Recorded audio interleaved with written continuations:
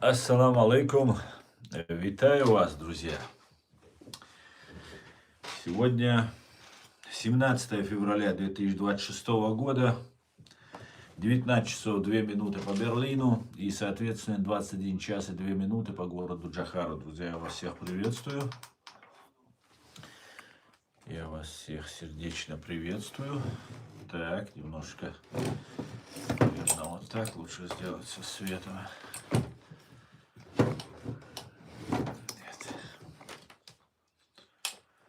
Чуть-чуть тогда отвернем, а то отсвечивает. Итак, друзья, я рад вас снова приветствовать на своем канале YouTube Reality и на канале в TikTok Аслан Арцуев.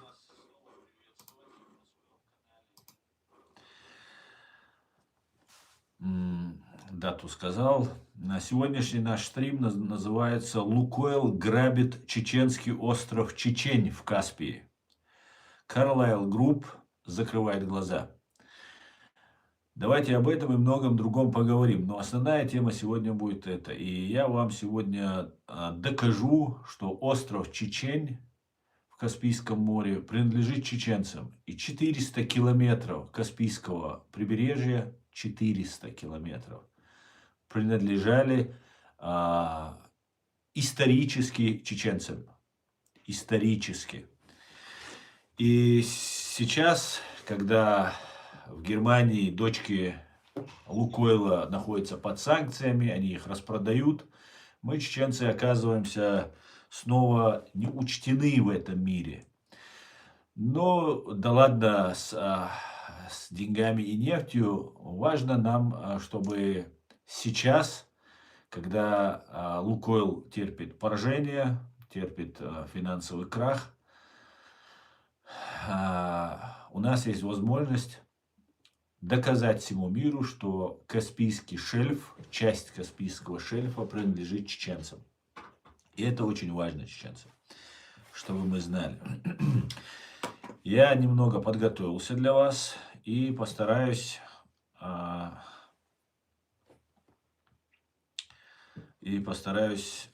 вам это сегодня объяснить. Но, как обычно, напоминаю всем тем, кто находится во временно оккупированной Чеченской Республике Ичкерия, либо в фашистской России, пожалуйста, заботьтесь о вашей безопасности, не пишите комментарии и не распространяйте ссылку на наш стрим. Это для вас небезопасно. Смотреть пока, по крайней мере, пока можно без последствий. Информация нужна, поэтому смотрите и внимайте, так сказать. Итак, друзья, я подготовил небольшие справки, я буду немножко здесь, очень большой объем работы, я просто физически не успеваю все это делать, но вот сделал как мог, как говорится. И вот что я вам хотел бы рассказать. Как известно, нас, чеченцев, называют чеченцами. И российская пропаганда, имперская пропаганда рассказывает это из-за того, нас так назвали, потому что где-то там на территории Чеченской Республики, чеченской территории, находится остров, населенный пункт Чачан или Чечен, по-чеченски мы это называем Чечен. И русские переименовали и назвали это Чеченаулом. Дело в том, что Чечен, который находится в Аргунском районе, рядом с Аргунским ущельем, является пунктом населенным, который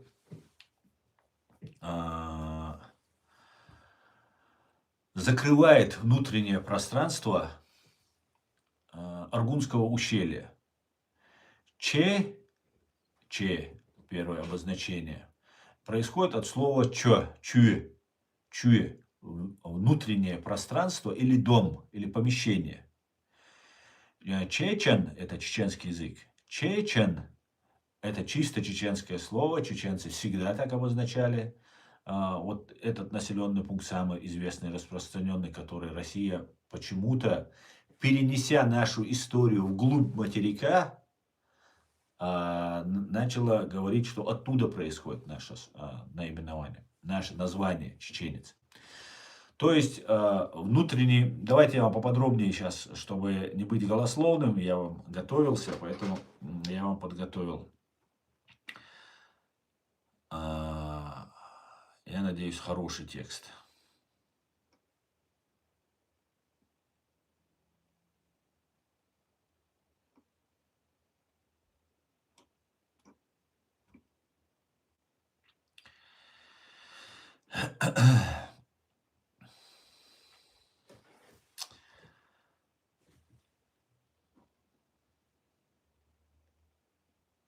Знаете, когда я начал эту тему поднимать, говорить о том, что остров Чечен принадлежит чеченцам, и Каспийский шельф принадлежит также чеченцам, чеченскому народу, коренному народу, я увидел реакцию наших врагов. Враги начали всячески говорить про остров, про Чечен-Аул, Чечен, про другие какие-то вещи. Причем начали говорить, что самоназвание чеченцев Нохчи, и они сами себя так не могли назвать. Их назвал кто-то другой. Совершенно верно. Нас назвал кто-то другой, именно словом чеченец, обозначая нас как национальность. Но самоназвание наше Нохчи. Но слово Чечен – это чисто чеченское слово. Внутреннее пространство, внутреннее помещение.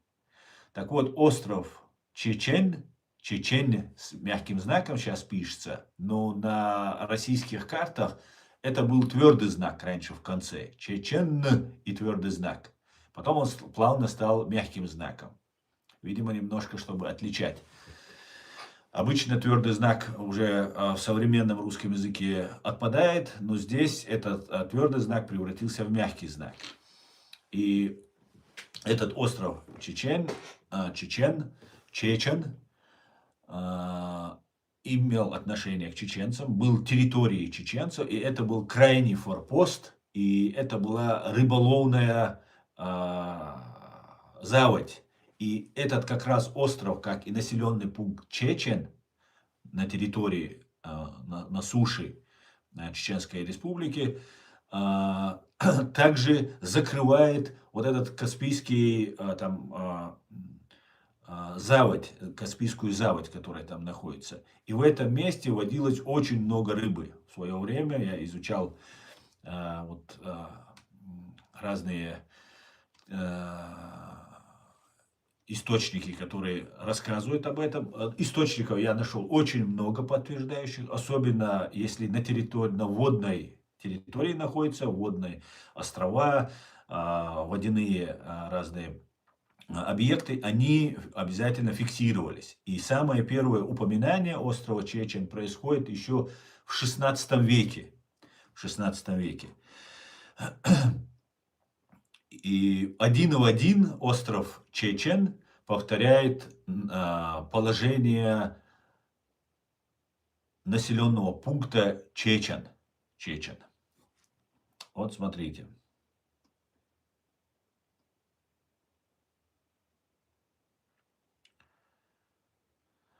Так, это не то.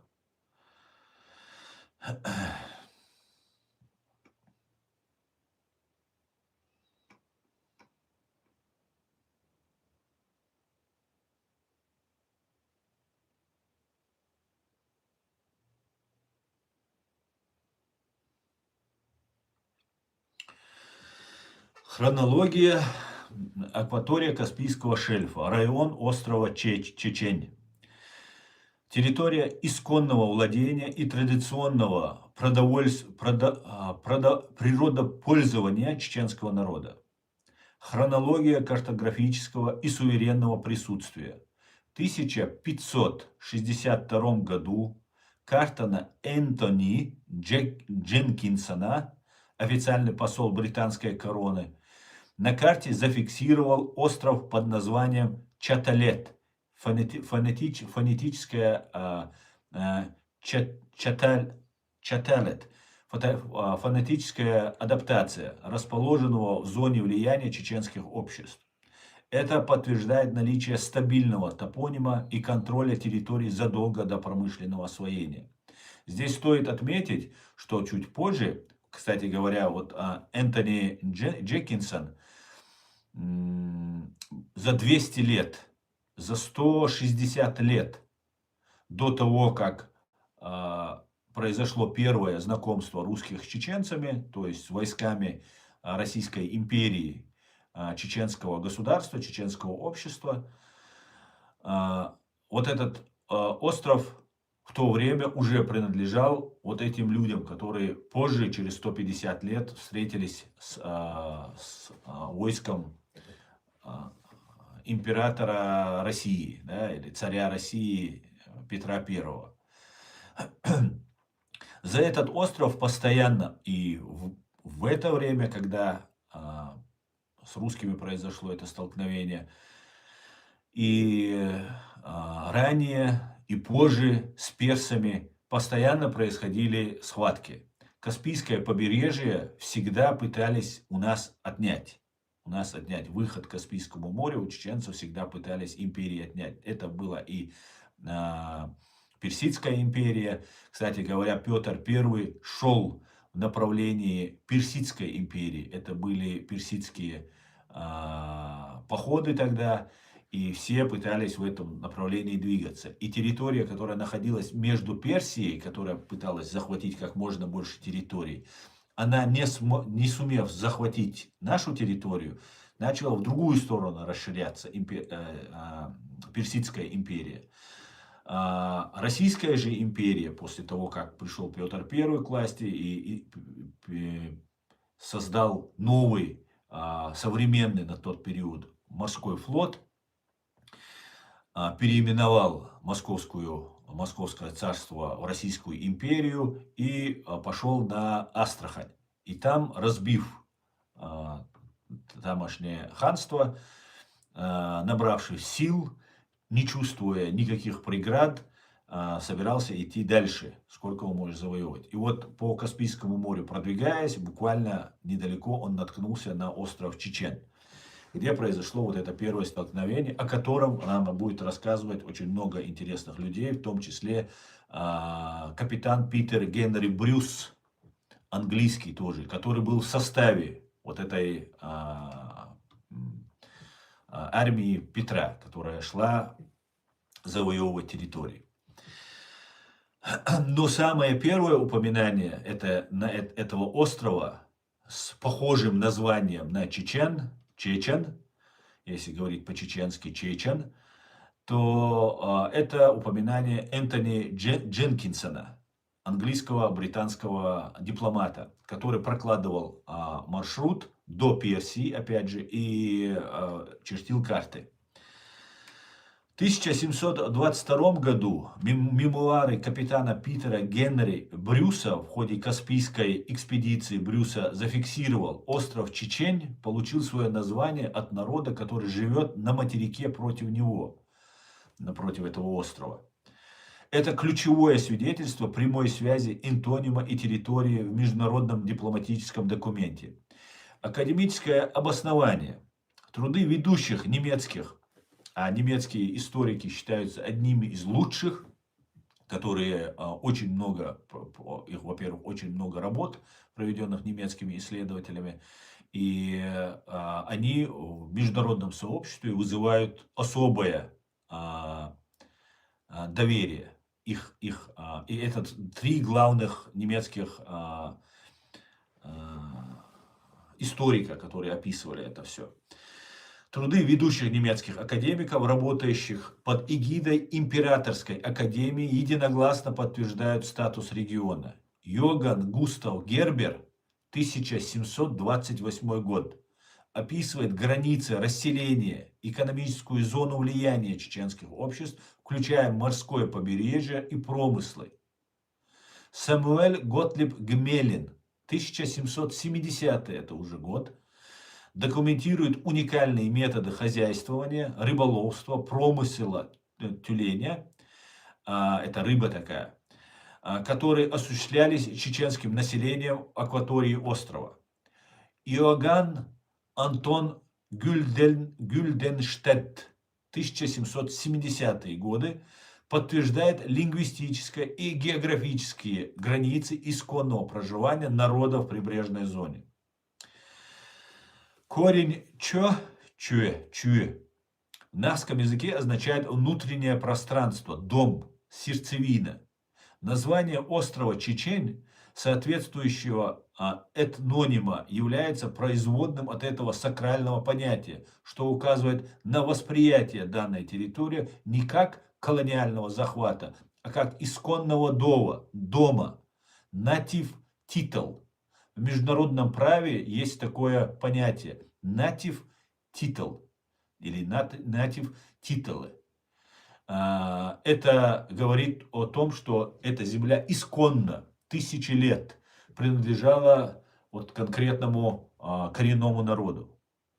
Такие коренные народы есть в Соединенных Штатах Америки, такие коренные народы есть в Канаде, такие народы есть в многих других государствах и странах, и они есть также и в Норвегии.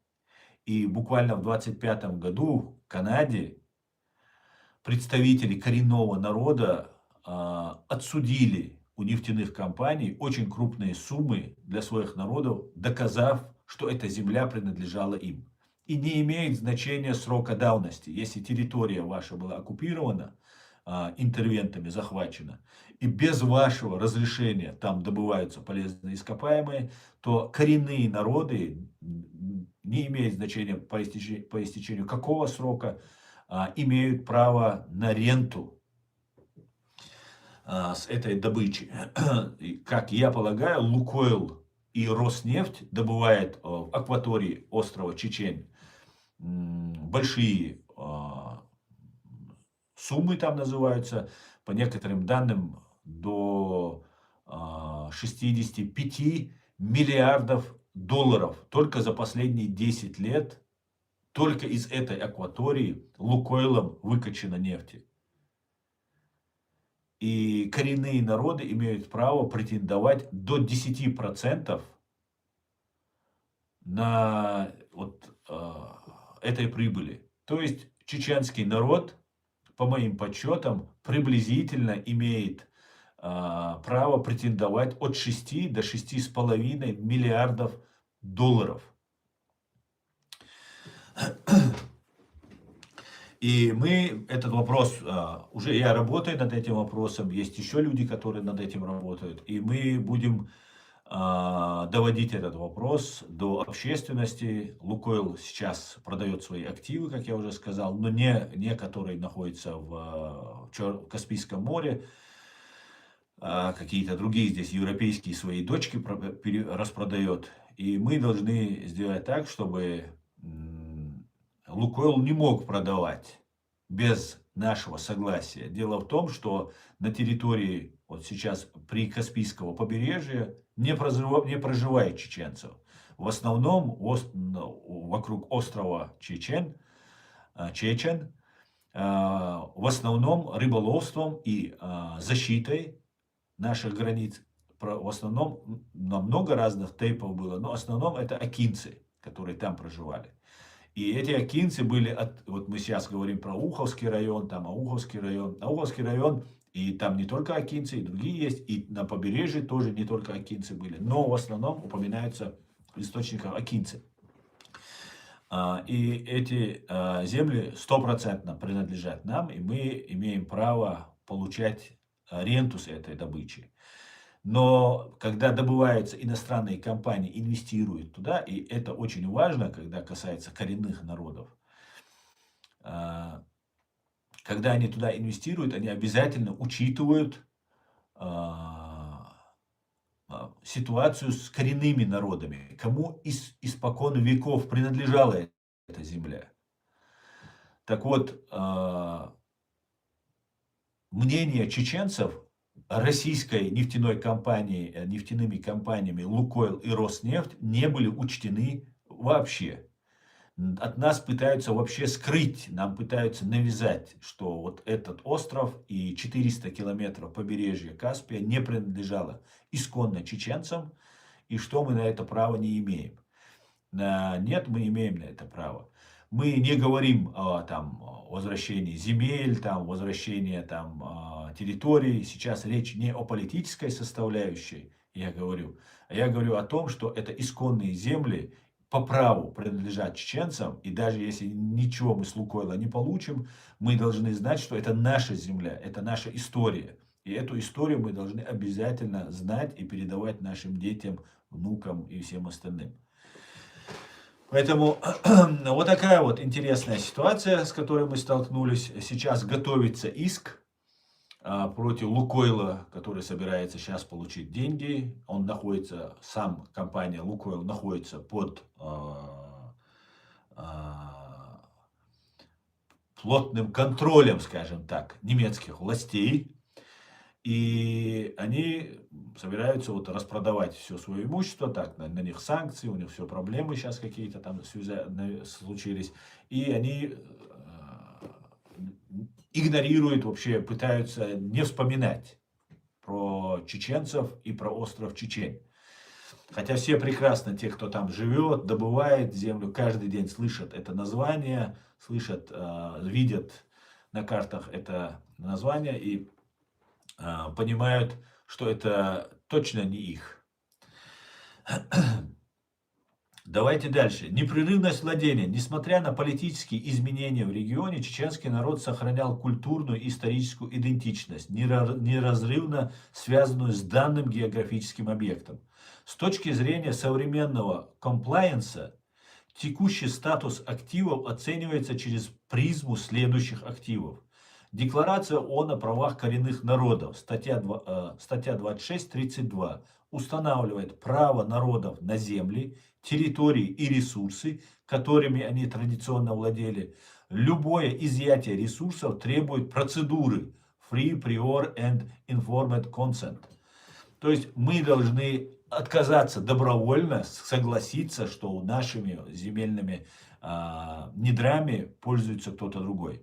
Ну, за какую-то плату, разумеется. Этого ничего не было. Нас никто не только не спрашивал, от нас пытаются это скрыть. Но у нас есть железобетонные доказательства, что остров Чечень и 400 километров, ну с 400 километрами нужно обсуждать, еще смотреть, но то, что остров Чечень прямо указывается огромным количеством людей, кто изучал в то время территорию Кавказа, Каспийского региона, это стопроцентно железобетонно-чеченская земля. Но так как там сейчас не проживают чеченцы, их проигнорировали, их мнение никто не спрашивает. Мы об этом напоминаем. И напоминаем это как лукойских инвестиционных фондов, которые управляют многими американскими активами, в том числе пенсионными фондами. И за 22 миллиарда долларов дочки этого Лукойла пытаются приобрести. Так, скажите, у нас связь зависает, нет? Зависает ли у нас связь?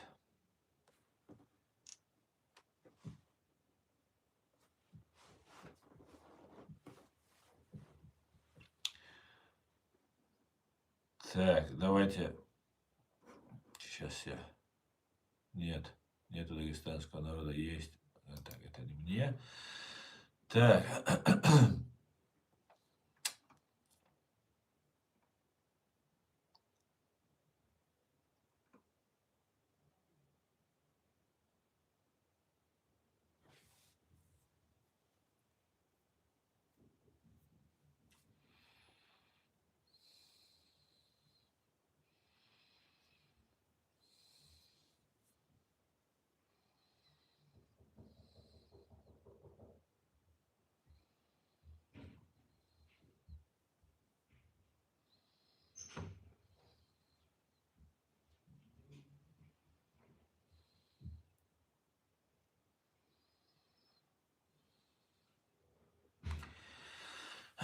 И вот сейчас вот эта компания Carlyle Group рискует инвестировать в проект с правочеловеческими последствиями.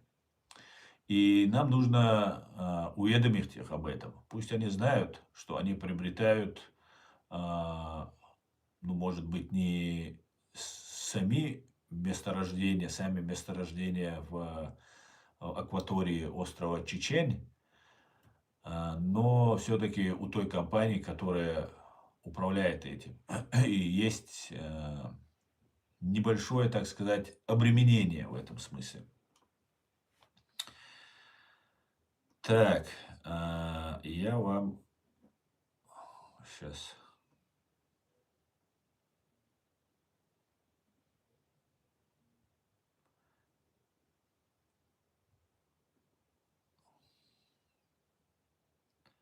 Мне здесь не очень удобно это все смотреть. Бирюков, по-моему, есть такой русский историк, который на самом деле очень подробно, в деталях описывает именно вот эту первую схватку чеченцев и русских у острова Чечень. И там русские построили очень мощные форкационные ограждения для защиты. Там просто невероятно, говорят, до сих пор все это есть, хранится. Это все мы сейчас пока изучаем, еще смотрим. И ну, это очень интересная тема, друзья, и мы должны очень внимательно это все изучить.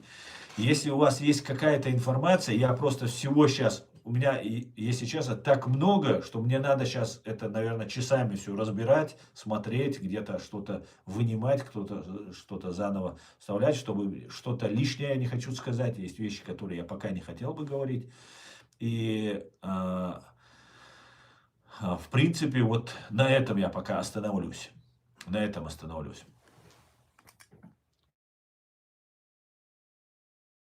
Ну, сейчас я почитаю ваши комментарии. Я вас прошу, если у вас есть какие-то комментарии по этому поводу, пожалуйста, задавайте комментарии, говорите, приводите факты. Я буду рад выслушать и пообщаться на эту тему. Так, друзья, я всех приветствую. Асламбек, Чавега, Машу, алейкум ассалам.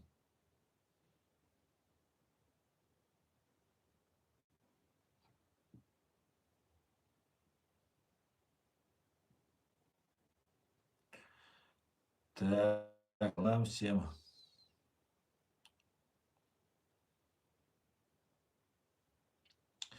Остров Чечень, вообще Терско-Сулакское междуречие, испокон веков проживали кумыкские народы и племена. Нет, это не соответствует действительности Кавказия, Албания, потому что, да, это такая распространенная интерпретация, ложная интерпретация истории, которую Россия постоянно проводила.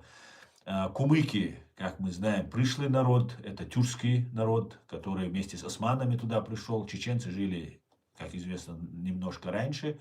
И я соглашусь с тем, что да, после того, как чеченцы были оттуда вытеснены, и очень большой геноцид был проведен над чеченцами, после этого вот эти территории занимали кумыкские князья разные, которые помогали России в этом своем нелегком деле по уничтожению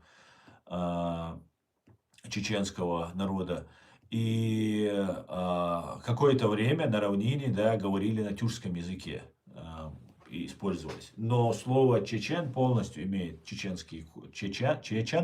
имеет чеченские корни. Этому есть подтверждение того населенного пункта Чечен, который находится в Аргунском ущелье, Аргунском районе. И это подтверждается огромным количеством историков. Вот я вам сейчас только что по именам привел историков. Еще я русского привел. Сейчас я вот найду фамилию точно. Ну или потом поищу. По-моему, Бирюков его была фамилия. Этот человек вообще полностью там зафиксировал сам процесс этой битвы, сопротивления, потерь. Там очень много подробностей он указывает на это. И люди, которые были непосредственно, вот, например, тот же участник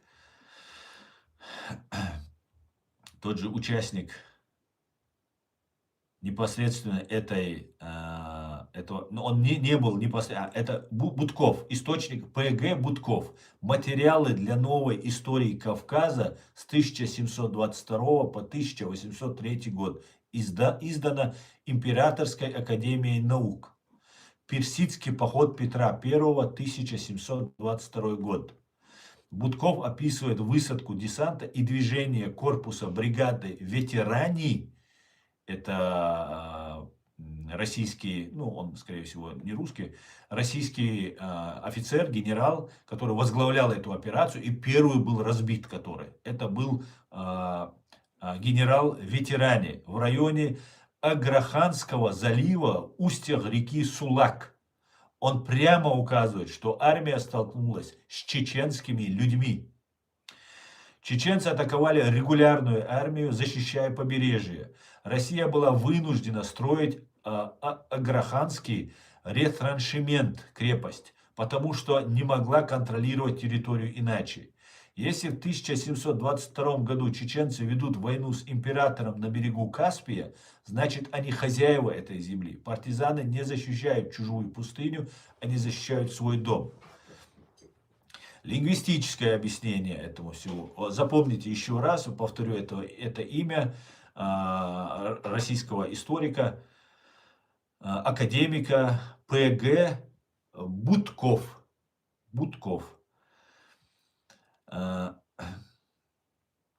Миф.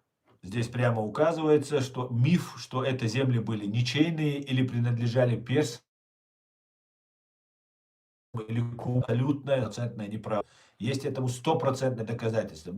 Я Будкова привожу, потому что он подтверждает немецких и английских историков и исследователей. Только лишь поэтому. Вообще российским людям я не доверяю. Но так как слишком много разных источников, и Будков считается одним из самых честных и самых в российской того времени исследователей, академиков, и многие доверяют ему, то, что он говорил. Поэтому я тоже его привожу вам в качестве примера. А так лично пытаюсь не ссылаться на русских, потому что это оккупант, враг, который всегда переделывал.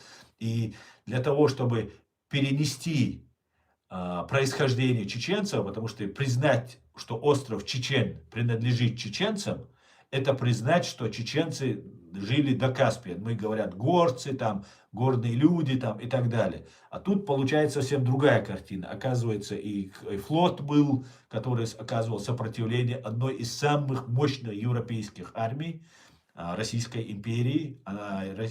Петр I построил очень мощный флот. У него были голландцы, испанцы, англичане, кто у него там только не был, его вот состав. Ну, тогда они в принципе, вот эта Российская империя была создана вот западными разными интересными. Даже есть, прослеживается договора, сейчас у меня нет этого пока доказательств, но некоторые знающие люди подтверждают, что есть, была такая мощная Венецианская империя, и вот эта Венецианская империя, черт побери, что у меня тут случилось? Заключала соглашение с чеченцами, проживавшими вот на этом Каспийском побережье. Это была одна из самых мощных тогда на тот момент структур или империй, которая развивалась очень сильно. Так. Лингвистическое доказательство я вам уже привел. Остров, слово чö. Чö это чаще всего чуй. Комната, чеченцы сразу поймут это слово чуй. Комната, внутреннее пространство. Оно чаще, как и в слове чечен, меняется о и о и мягкий знак. Так вот, о и мягкий знак чаще меняется в чеченском произношении в слово на букву Е меняется. О и мягкий знак меняется на букву Е. Так, у меня здесь ТикТок оборвался, сейчас я его включу. Так, вроде бы восстановили мы. Пока вас не было, тиктоковцы, я рассказывал о том, что как происходило лингвистическое обозначение этого все, что чечен, что чуечен, что это внутреннее пространство, точно так же и обозначается, ну, буква Ч, О и мягкий знак, О и мягкий знак, Чу, оно, вот О и мягкий знак меняется на Е. Че, Чун, Чечен, Чечнер, Чечун, Чеченчур. Вот внутреннее это обозначение. Специалисты в области лингвистики и морфологии, я думаю, понимают, о чем я, потому что об этом чеченцы очень много писали, в том числе разбирая слово вот этого населенного пункта Чечен. Это исконно чеченское название, исконно чеченское. Чеченаул закрывает вход ущелья. Дом для людей. Дом вот закрывается это. Вот точно так же, смотрите, значение внутренняя закрытая территория. Остров Чечень отделен от моря косой, образуя тихую гавань. Дом для лодок. Чеченаул закрывает, или Чечен закрывает вход в ущелье, дом для людей. Это название политическая декларация. Называя остров Чечен, предки заявили, что наше внутреннее пространство закрыто для чужаков. Исходя из доктрины исторический титул в морском праве, право на шельф и ресурсы принадлежат чеченскому народу. Конвенция ООН по морскому праву признает исторические воды, если народ докажет свое владение, что они владели этим. Карты 1562 года и хроники 1722 года – это и есть доказательство непрерывности. Так как народ пережил геноцид и депортацию, геноцид, как мы знаем, Украина признала Чеченскую республику оккупированной, и Грузия признала, и то, что Украина признала, что над нами совершен геноцид, дает нам право требовать компенсацию. Компенсацию как от России, которая совершила над нами геноцид, так и всеми тем, кто собирается претендовать и добывать на наших исконных землях полезные ископаемые. Согласно, физически мы раньше не могли заявить, от нас все скрывалось, ну и в принципе мы своей территорией не владеем. Согласно международным нормам реституции, срок давности в таких случаях не применяется. Нефть, добываемая сегодня компаниями «Лукойл» и «Роснефть» на шельфе рядом с островом месторождения имени Филанского и другие, добывается в зоне исторического суверенитета чеченского народа без его согласия. В таких случаях статус этой нефти считается кровавой нефтью, blood oil. Я думаю, не кровавой, по-моему, в этом мире ее и нет нигде. Так что открываем карту 1562 года, то есть это, грубо говоря, 460 лет тому назад. Все это почти полтысячи лет назад. Армия, первый раз был англичанином Дженкинсоном отмечен как остров Чаталет, что также похоже на название Чечен. И затем академик Будков в 1722 году, армия Петра I воюет на острове и в заливе с кем? С чеченскими людьми. Не с персами, не с призраками, а с нашими предками, которые защищали свой морской дом, свой чуй. Это значит только одно. Каспийское побережье и шельф – это не подарок империи. Это наша историческая собственность, которую у нас забрали силой. И каждая бочка нефти, которую Лукойл качает там сегодня, это актив, украденный у чеченского народа. В принципе, я привел достаточно доказательств. Мы, как я уже сказал, готовим иск и будем подавать иск. Сейчас будем активно привлекать внимание. Друзья, мы напишем текст, распространим. Я бы лично хотел знаете, чтобы мы, чеченцы, создали свой фонд здесь, в Европе, и туда вошли бы самые уважаемые люди наши здесь, в Европе.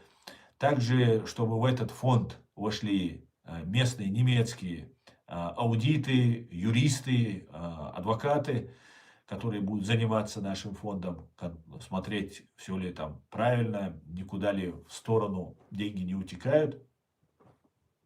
И таким образом помочь нашим людям, которые находятся как в Чечении, так и здесь, в Европе, нашей молодежи. Для меня, например, задача номер один, чтобы наша молодежь училась. И если нам удастся добиться результата в этом деле, то мы можем нашу молодежь за счет этого фонда отправлять учиться, лечиться, людей вывозить, ну и, конечно, оказывать нашу правозащитную деятельность, которую мы оказываем. Сумма, которую можно, я вам уже озвучил, там от 6 до 6,5 миллиардов долларов, вот настолько Лукойл и Роснефть награбили. Это только то, что касается вокруг острова Чечен, вот вокруг акватории этого острова. Но есть еще территории, где качают нефть, и уже не 10 лет, как я посчитал, только за 10 лет последних, а уже на протяжении очень долгого времени. Без нашего учета, мнения и так далее. Ну а здесь вообще нас даже не спросили. Вообще нас с нами никто не согласовывал, имеют ли они право добывать нефть на нашей территории. Так.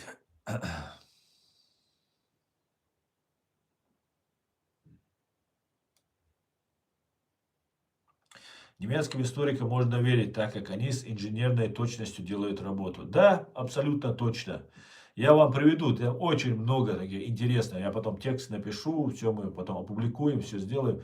Ну, очень интересно. Очень-очень. Вам понравится, чеченцы. Многим не понравится нашим недругам, но вам, чеченцы, это понравится. И я вам скажу, что наши отцы, деды и прадеды, которые встретились в первый раз с русскими в 1722 году, то есть с Российской империей, там русские были только вот крепостные холопы, рабы были. А руководство было, конечно, состояло из элиты, западной элиты, в том числе голландцы, англичане, не знаю, французы были, по-моему, ну, много кого там разных всяких было. Они даже не говорили тогда, как такого русского языка не было даже. Они говорили на старославянском, на староцерковном языке, смесь, и разные вот эти холопы, солдаты, они говорили абсолютно разного языка. Это были разные люди, которые собраны с разных оккупированных, так сказать, территорий. И они дальше шли завоевывали. Кумыки усилились при Ермолове, которые, породнившись семьями кумыков, заведя себе наложниц из числа кумычек, принялся за расширение кумыкских владений путем геноцида чеченцев, живших там, говорит СЦ. Да, известный факт, что Ермолов благосклонен был к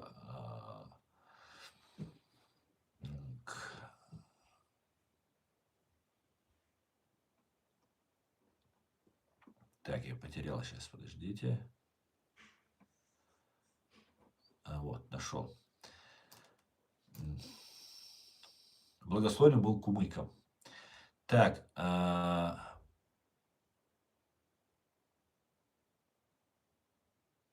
нет дагестанского народа, есть конгломерат этносов, который коллективно называется Дагестаном. Абсолютно с тобой согласен. Более того, в Дагестане есть как коренные автохонные народы, которые жили с нами по соседству, мы вместе воевали, это в том числе лезгины и много там разных других людей. Но есть еще огромное количество пришлых.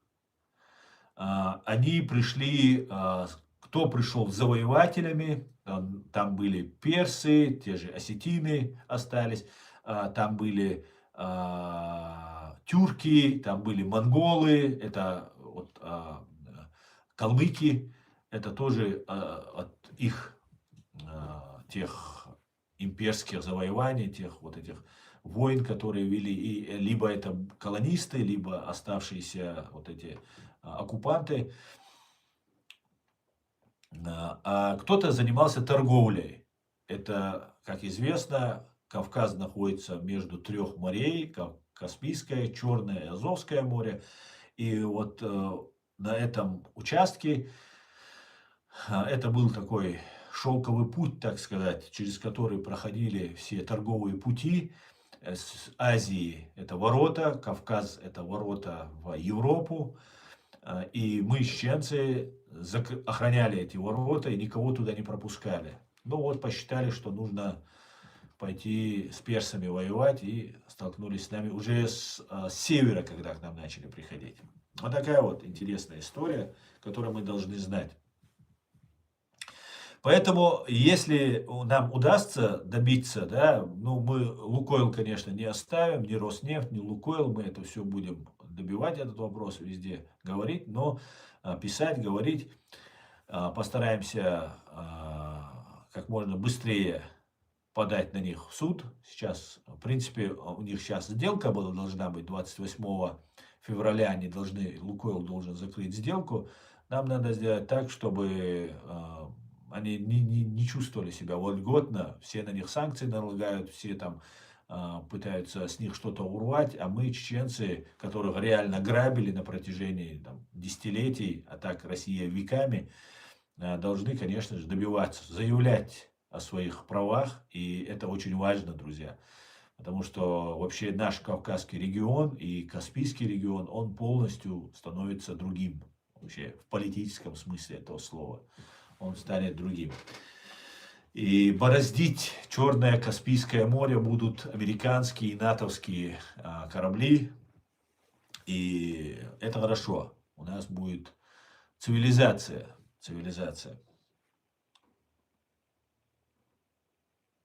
Можно, оперируя историческими данными европейских историков, с Лукойла востребовать. От Аслабе как раз об этом идет и речь, да. Мы этим как раз и занимаемся. Но мне от вас нужно, чеченцы, что вы должны будете в случае, когда мы все подготовим, мы пока не будем публично все распространять, но когда мы подготовим, от вас нужно согласие на то, что вы хотите, чтобы вы получили долю с этого, что это наша земля и что вы претендуете на это. Надо собрать там, не знаю, 100 подписей, 1000 подписей. И каждый, кто даст эту подпись, тому мы гарантируем, что его ребенок первым же поедет учиться в лучший вуз, и фонд наш оплатит им эту возможность. Ну и, может, какие-нибудь еще, какие вы там предложите сценарии, я готов с вами их обсуждать и предлагать. В принципе, чтобы наши дети учились, это для меня задача номер 1. Так.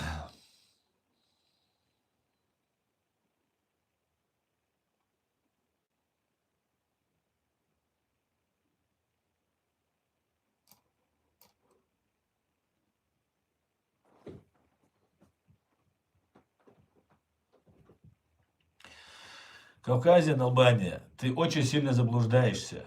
Это все, что ты сейчас пересказываешь, местные дагестанские племена, ты, во-первых, уничижительно говоришь о дагестанских народах и народностях.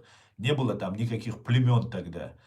А во-вторых, да, там, может, принимали участие и даргинцы, но, может быть, и кумыки, но лакцы, но на самом деле речь идет о чеченцах, Вот просто, чтобы не быть так слишком далеко не уходить, просто почитайте российского вот этого академика Будкова. Забейте просто, забейте нейросеть, искусственный интеллект, забейте академик Будков о сражении, вот я же вам привел название полностью, я вам привел название. Академик Будков. Материалы для новой истории Кавказа с 1722 по 1803 год. Он там прямо указывает, армия столкнулась с чеченскими людьми. Понимаешь, вот как нас называют. Чеченами тогда. Чеченские люди. Поэтому я понимаю, вы долго пребывали в пропаганде, что это ваша земля, что вы там бились за нее, там еще что-то делали. Но это не так. Я вас разочарую. Да, дагестанские народы и народности, которые проживали с нами по соседству на вот этой большой территории нашего Кавказа, мы все а, были помощниками друг другу, приходили на выручку, помогали вместе, сражались, не только сражались, там какие-нибудь катаклизмы вместе решали, там землетрясения какие-нибудь происходили, оползни, голод, засуха, когда происходило. Всегда выручали друг друга, жили мирно и созидали вместе.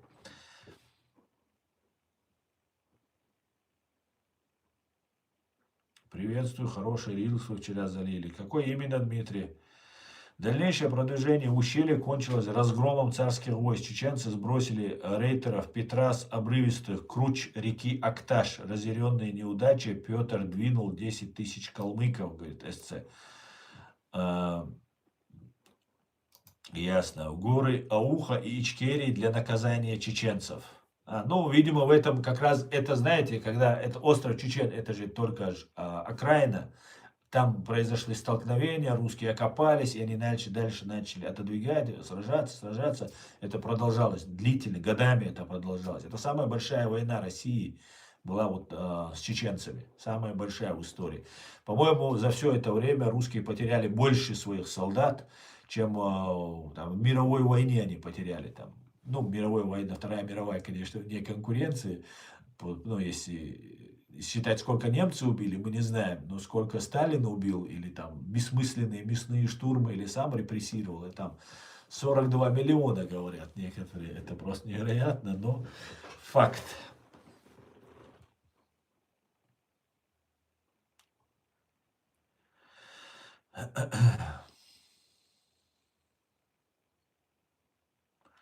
Флот российский был там разбит, Петруха чуть не утонул. Но был ли там Петр, это не, я не знаю, если речь об этом сражении. Интересно, Боровой говорит, что он за Украину, но нужна капитуляция. Раньше был за Зеленского, сейчас требует его отставку. Хочу узнать, что он предлагал Джохару Дудаеву. Может, это знает Алла Дудаева? Я не знаю, Шамиль. Я не могу ответить на этот вопрос, к сожалению. Речь шла о мирных переговорах. Да, Славяк, и тогда в первый раз было подписано мирное соглашение между русскими и чеченцами. Вот на этом острове Чечен подписали, вот как договор о мире и принципах взаимоотношений мы подписали в 1997 году с русскими. Вот когда мы им дали отпор, они не справились. Они подписали с нами договор. И договор заключался о том, что о ненападении друг на друга. Этот документ тоже есть. Он, по-моему, хранится в британской библиотеке. Вот этот документ, который подписан между чеченцами и имперской российской армией, представителями этой армии. И на острове, вот на Каспийском побережье, скажем так. На Каспийском побережье. А сам остров, он стал крепостью. Они не могли его никак взять. И там очень большие потери понесли русские.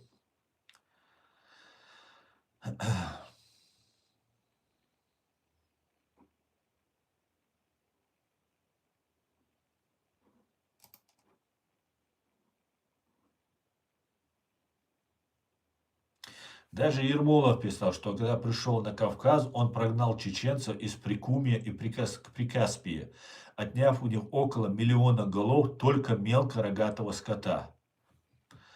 Да, это очень важно, спасибо, друзья, это, нам это очень пригодится. Поэтому, друзья, готовьтесь, нас ждут очень интересные времена, и сейчас время перетрубации, изменения мира, и мы должны заявить о своих правах, чеченцы. И это только, вот я вам говорю, 6,5 миллиардов Лукойл за последние, Лукойл, Роснефть за последние 10 лет выкачали. Только в акватории острова Чечен. Представьте себе, сколько они выкачали с территории Чеченской Республики и из других территорий, которые нам принадлежали, исконно принадлежали. Понимаете?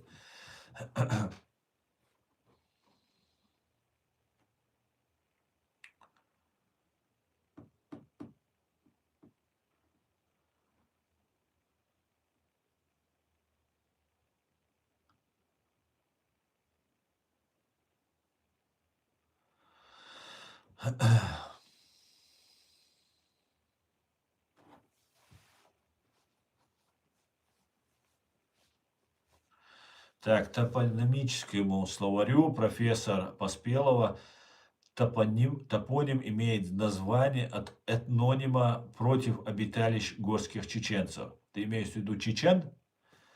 Нет, у меня другая интерпретация этого. Географический этнограф Густав Гербер в 1728 году, составивший карту Каспийского побережья, пишет о чеченцах, которые прежде были расселены до моря. Этой же версии придерживались историк Михаил Чулков. Абсолютно с тобой согласен. И это просто вот прямо сейчас заходите в искусственный интеллект, друзья, и задавайте ему вопросы. Он вам будет выдавать эту информацию. Я вам перечислил основных главных, а их много было, кто писал, главных историков, а их много было. Так, куда делось?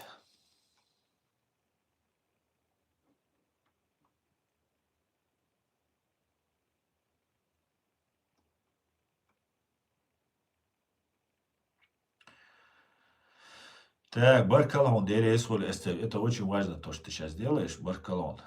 В 1785 году и генерал Богдан Кноринг в 1800 году. Так Готлиб Гмелин, побывавший в этих местах до 1774 года, полагал, что остров наименование свое получил от живущих в горах чеченцев, кое пристают к онному для ловления рыбы. Иван Ровенский в 1809 году сообщает об острове Чечен или Чечен, лежащем против обиталища чеченцев, как о месте удобной рыбной ловли. Это очень хорошо, что ты делаешь, Эстер. Но постарайся искать не после 722 и у русских источников. После 722 уже идет искажение. И попытка перетянуть нас на территорию суши, и там Чечен, вот Чечен Аул, как они его называют. Аул вообще это не чеченское, Аул мы не говорим вообще, на Чечен Аул русские назвали. И таким образом хотели сказать, что это не чеченское название. На самом деле это чеченское. Поэтому постарайтесь искать либо около 1722 года, либо чуть раньше. Вот если в этот период, вот там точно будет зафиксировано. Ну, либо когда вот именно вот это первое боестолкновение с Петром произошло, Петром Первым в 1722 году. Вот с тех пор вот у нас идет противостояние. Сколько лет получается? Ну, вот 300 лет мы получается. 304 года мы уже с ними. А еще и раньше, видимо, были столкновения. Там еще при Екатерине. А остров сам еще при Иване Грозном, вот этот английский дипломат, который первый раз в 1562 году, да, указывал, он это указывает тогда, когда еще Иван Грозный есть. Тогда нету никакой Российской империи, есть какие-то там княжества, которые платят дань там монголам и татарам и так далее. Так, Иван Ровенский, 1809, это я уже прочитал. И знаешь, СЦ, я достоверно знаю от очень осведомленного человека, что почти 400 километров Каспийского побережья принадлежало чеченцам, исконно. Этот момент можно спорить как-то, сколько там километров принадлежало. А то, что они говорят, что мы просто для рыбы спускались там ловить рыбу, это тоже немножко уже переиначивание идет. Здесь есть старые карты и труды того времени европейских ученых. И это не карта СССР. Да, Асланбек, мы живем в Европе, у нас есть все возможности искать, и тем более сегодня есть искусственный интеллект, который дает нам такую возможность, не ходя даже в библиотеке, быстро находить то, что нам нужно. Пожалуйста, вы сейчас это можете делать, сейчас забивать, задавать вопрос и мне скидывать, я с удовольствием буду читать, потому что это очень важно. И это первый наш сегодняшний стрим на эту тему. Мы еще будем публиковать документы, мы еще будем публиковать тексты. Ну и, конечно же, в правовом смысле мы направим официальное письмо и в Carlyle Group, и, конечно же, Лукойлу. Я уже опубликовал наш сегодняшний стрим, дал ссылки им и Лукойлу, и Карла Групп, чтобы они обратили на это внимание, пусть знают, что есть хозяева здесь. И мы претендуем на то, что принадлежит нам по праву. В 1813 году Вейск Гопфен в «Восточных известиях» сообщает, что остров назван этим именем по причине того, что чеченцы занимались ловлей рыбы и чинили нападения на промышленников. Также малая песчаная отмель к югу от острова называется Чеченской косой.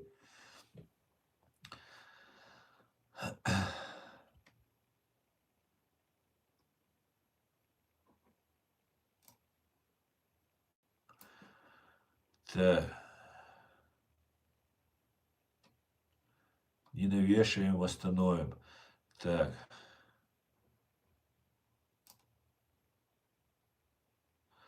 Надо и на юг судно Ходорковского подать, так как он и его компания участвовали в геноциде чеченской нации.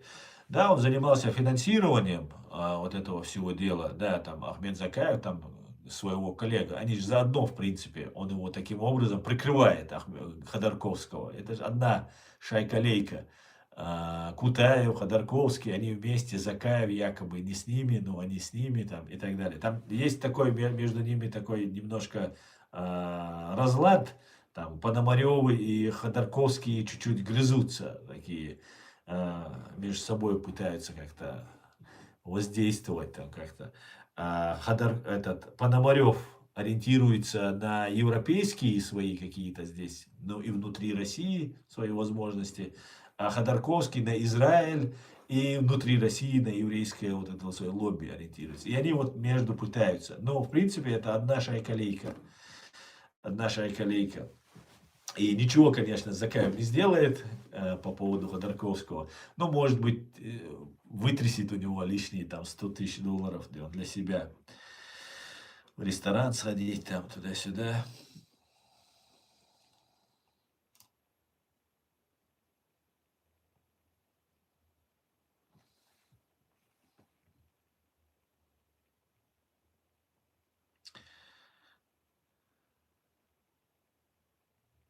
Это очень много ты тем затрагиваешь, по которой с очень спорных моментов на территории самой Восточной Чечни исторические чеченцы начали недавно появляться, не говоря уже о острове Чечен.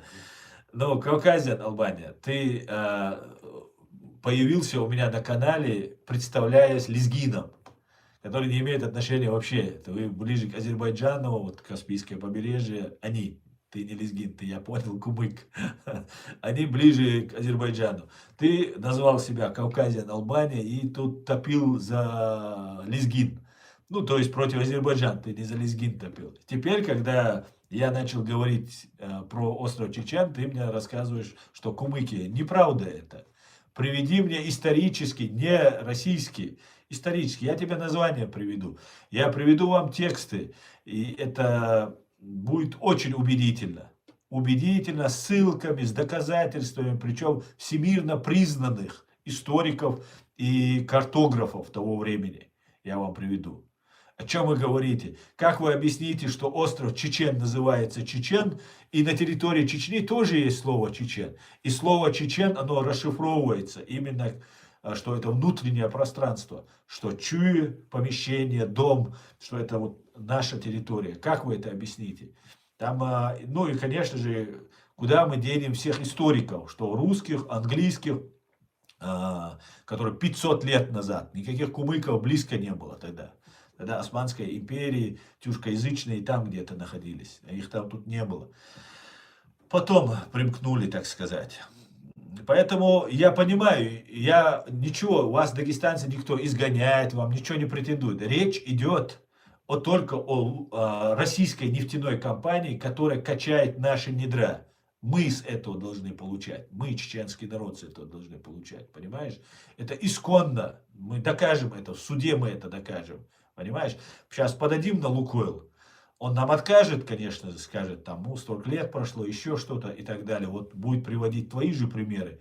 а мы ему факты приведем. Понимаете, у меня уже давно есть адвокатское здесь очень мощное бюро, которое бесплатно мне оказывает услуги, несколько раз, по крайней мере, бесплатно оказывал, и я им говорил об этом случае, и они очень заинтересованы, и мы будем этим вопросом заниматься. И после того, как мы докажем это в суде, тогда, я думаю, у тебя не будет тогда возможности мне возражать. Но сейчас ты пребываешь в плену российской пропаганды. Ну и, наверное, как кумыку, тебе, наверное, хочется считать это твое. Но ты можешь считать, что хочешь, но исторический факт есть факт.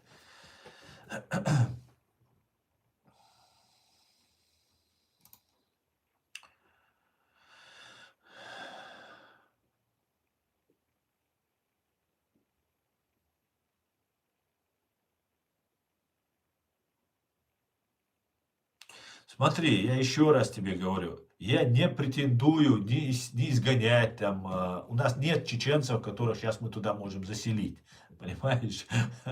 У нас столько убили людей, что нам пока некого туда заселять, понимаешь? Поэтому об этом сейчас речи не идет. Но если это наша исконная земля, то ее называть своей я имею право, правильно? А если, например, у лезгинов есть своя территория, часть на территории нынешнего Азербайджана и России, так я им не отказываю в этом праве.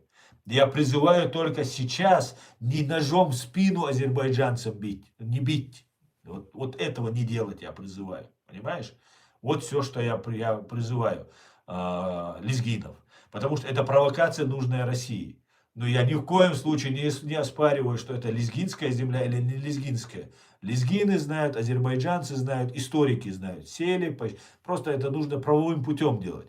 И если я правовым путем смогу доказать, что Лукойл занимается добычей нефти, кровавой нефти на территории исконно чеченских земель, или Роснефть добывает, то почему я не могу этого сделать? Я не могу понять. Если я не смогу доказать, ну, значит, я не смог доказать. А я смогу доказать. Точнее, те люди, которые со мной есть, у них есть просто огромный архив просто этих всех документов, которые мы можем это легко доказать. Понимаешь? Просто начали сейчас везде распространять, что нет, чечен это не их земля, это там другие. Вот сейчас ты очень настойчиво об этом говоришь. Зачем ты так говоришь? Основываясь только на российской пропаганде. Понимаешь? А то, что если это лезгинская или кумыкская земля, никаких вопросов. Ни кумыкам, ни лезгин. Чья есть, это значит все. Вопросов нет. О чем я могу говорить? Я не отказываю никому в праве иметь свою землю, своих отцов, своих предков. Это их земля.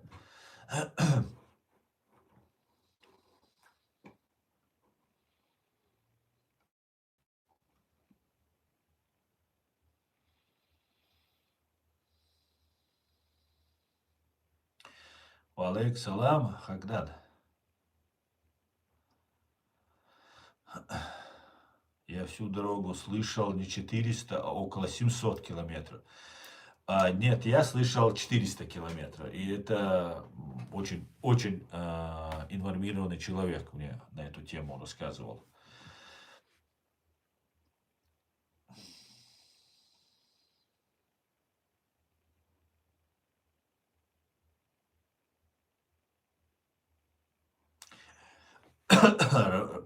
Лезгины раньше граничили с чеченцами. Они вместе воевали определенное время против России. Чеченцев и лезгин преднамеренно разделили, поселив между ними разные этносы Дагестана. Очень даже легко верю. Точно так же, как отделили кабардинцев от границ с чеченцами на территории современного Владикавказа. Не знал. Чечень, как объясняется по это слово читень. Это приспособление для ловли рыб. Андрей, да, есть такое слово читень, которое обозначает короб, корзину для хранения или ловли рыб.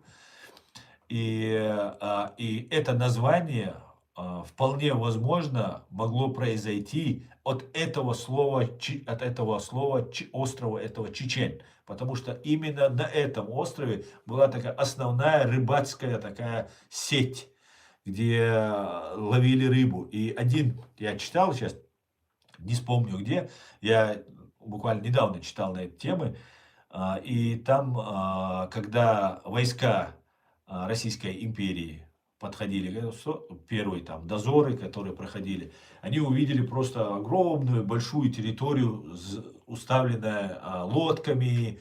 Ну, там они описывают, что они там встретили лодки, просто рыболовные. И они думали, это легкая добыча, что это не военные какие-то там, военные форпосты и так далее, а что это обычные мирные люди, рыбаки. И эти рыбаки оказали. И упоминаются акинцы, которые тогда с ними столкнулись первыми. Ну, чаще всего упоминаются, там и другие, конечно же, были тейпы, но акинцы упоминаются. И вот эти рыбаки оказали им такое сопротивление, что они были просто потрясены. И вот этот английский, сейчас я вам найду его имя, английский историк, который находился вместе в этом отряде, непосредственно сам в боевых действиях не участвовал, и он говорит, что он более отчаянных и более там каких-то, ну там, остервенелых, ну как-то такое выражение, тоже с цитатами я все приведу. Он не встречал ранее таких схваток, таких боестолкновений он не видел. Так, Аляска тоже когда-то России принадлежала. И что? А ты остров Чеченский говоришь.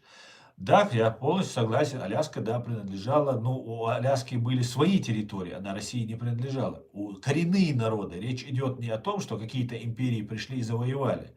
Но речь идет о том, что коренные народы имеют право. И я не говорю о возвращении земель, обсуждать. Мы сейчас не об этом говорим. Мы говорим о том, что из недр, это практика, мировая практика, недр добываются полезные ископаемые. И они принадлежат по праву чеченскому народу. И мы будем на этом настаивать.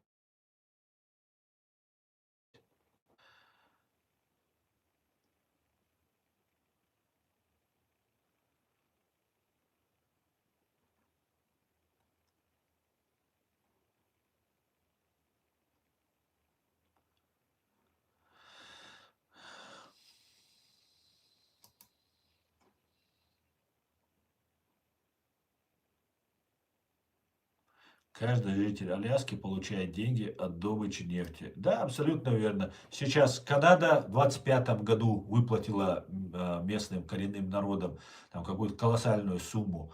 Норвегия выплатила тоже колоссальнейшие там суммы, выплачивались тоже каким народам. Ну и вот один из последних был, там выплатили небольшому малочисленному народу, там 83 миллиона долларов, там, не помню, это где-то тоже, где-то в Канаде, по-моему, произошло. Тоже 83 миллиона выплатили. Но нам сейчас, для нашей молодежи, обучать ее, нам нужны деньги. Обучать и развиваться.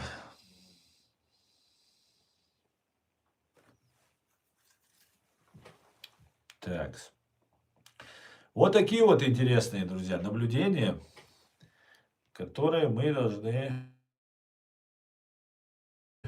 клубочек размотать. Клубочек размотать. А также, если кто хочет, друзья, давайте больше копайте по этому. Мы берем любого в нашу команду, которая будет заниматься этим. Кто хочет этим заняться с нами вместе, можете принимать участие, добывать информацию, опять же, из открытых источников, из библиотек. И давайте собирать, потому что, ну, в принципе, у нас много чего имеется, есть все из открытых источников. И нам нужно будет максимально привлечь внимание к этой проблеме. Это нужно всем нам, чеченцы, всем нам.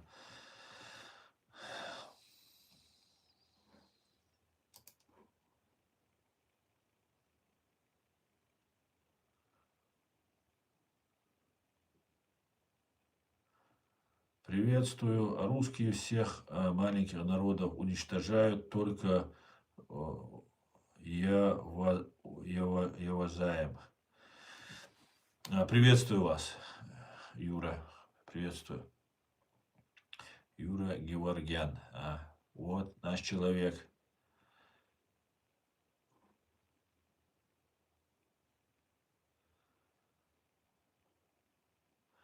Германии проблем нет, или Россия как кость в горле?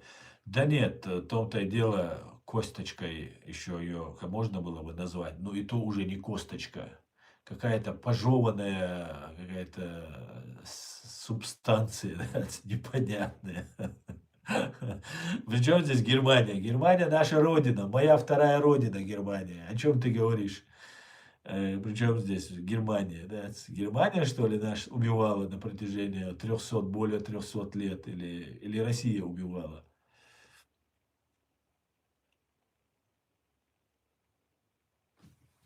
Причем здесь остров Чечень и Чечня, остров Дагестане, кроме браконьеров там никого нет, никакая нет. Игорь Миранчук, Игорь Миранчук. Игорь, знаете, на самом деле сейчас там вы увидите браконьеров. Но я вам открою тайну. Кроме сегодняшнего дня и сегодняшних браконьеров, история имеет чуть-чуть больше продолжительности, чем сегодняшние реалии, сегодняшняя жизнь или ваша там какая-нибудь там 30-40-летняя, абсолютно бесполезная, судя по комментарию, жизнь. Жизнь чуть-чуть длиннее. Спасибо, да, ваш человек, да, ваш человек. Правда в глаза, правды в глаза смотрю. Смотри, спасибо, да, ваш человек. Ваш человек, Юра Георгян, ваш человек. По-чеченски означает, ну, наш человек обозначает войнах. Ты, значит, в войнах. Ты наш в войнах, значит. Рады тебе. Дорогой армянский в войнах, мы вам рады. Но только те, кто не был за геноцид чеченского народа и за Россию. Вы нас извините, у нас свои критерии. Всех остальных любим и уважаем. Вот такие вот, друзья, интересные вещи. Я немножко, может быть, не так, как я хотел, вам сегодня доложил информацию, но я вас уверяю, и вас заверяю, что этот остров принадлежит нам. 400 километров, больше-меньше, это уже будем разбираться. 400 километров Каспийского побережья, это исконно коренного чеченского народа земли. Более того, начиная от острова Чечен и заканчивая Нахичевань, знаете такой, это азербайджанский анклав, который находится за Арменией, да, небольшой участок. Нохчи. И тамошние люди, как мне говорили, они говорили, что они потомки чеченцев.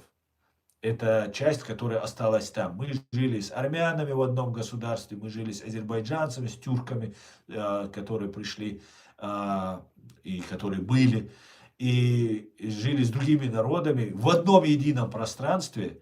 И очень неплохо сосуществовали. Да, были войны с османами, были с персами, были с монголами, были с русскими, были. Это всегда так было на Кавказе. Всегда пытался кто-то нас завоевать, кто-то к нам прийти.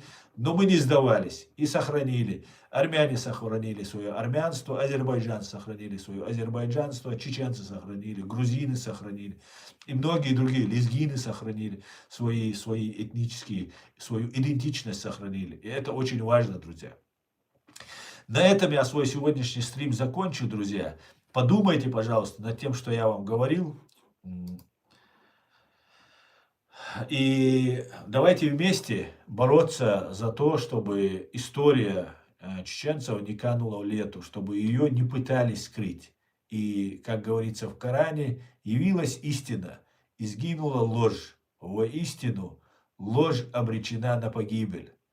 Аллах дал сидор шнохчигам. Ден ал ден сен карлур волчуни, сен ювер волчуни. Вега ниц мелбу, вега дюнал мелду. Дел эту буэл дел сидуэл нохчигам. Дел ти айберт ки юэл. Тидвош бол кан лоц, кан сара лоц, кан айчирду и дуэ харбар. Тибош бол маргибатса, кан дал мула аядет стримируй. Тибош бол маргибатса, шу дал деqaladо, дал иqaba даста лила дюнал хунар иман луэл квайд. Дал ти айберт ки юэл. Всем спасибо, друзья.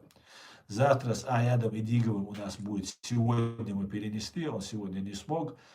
перенесли на завтра стрим. И завтра будет с ним стрим. И послезавтра, завтра вечером начинается уже, встречаем месяц Рамадан. И я вас поздравляю с наступающим Рамаданом. Дай Бог нам сил, здоровья, имана, чтобы быть праведными, честными и справедливыми на этой земле. Сейчас я прочитаю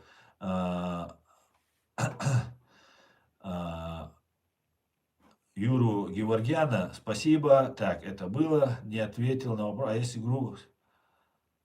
А если глубоко в историю заглядывать, так и чеченцы, это Игорь Миранчук говорит, что и глубоко в историю заглядывать, так и чеченцы были христианами.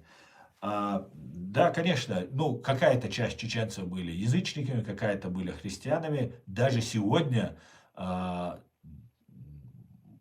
такая хорошая, добротная часть в Грузии находящихся чеченцев, бацбийцы, это христиане, они говорят на таком же чеченском языке, как мы, немножко, может, диалекты отличаются. Это христиане, это наши люди, это наши родные чеченцы, и они христиане, да, но мы не все были христианами, не все, но да, были, определенная часть была, но потом стали мусульманами.